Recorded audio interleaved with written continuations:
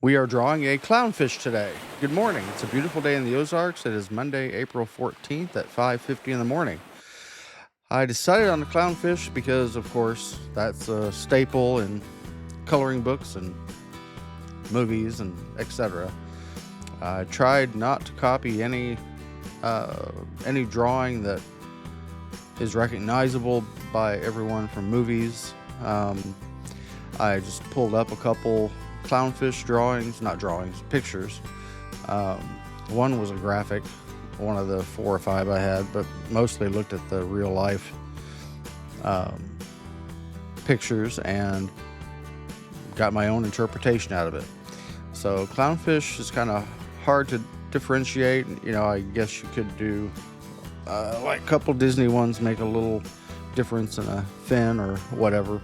So I just decided to make it a straight clownfish. I didn't put it in its natural habitat. I just have it swimming out in the open because, again, I wanted to avoid any conflicts of interest with the drawing.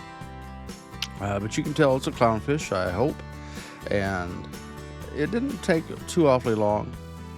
Used my stencil for a couple of the curves. Did a couple curves freehand for some more practice with the ink pen.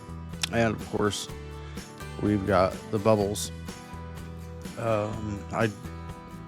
I like making it to where you can see the sun or the moon up at the top, show a break in the water, and just a couple plants in the bottom. I like making the character the main focus with a couple outliers to balance the picture a little bit, and some rocks, just some little other things to color. Want to make it not too complex. I know that when my kids were coloring when they were younger, you can color for a while, but then you kind of lose interest. So it's kind of nice to have a drawing you can get done quickly. And all my drawings in my coloring book, the first one, Farm Critters, are single-sided.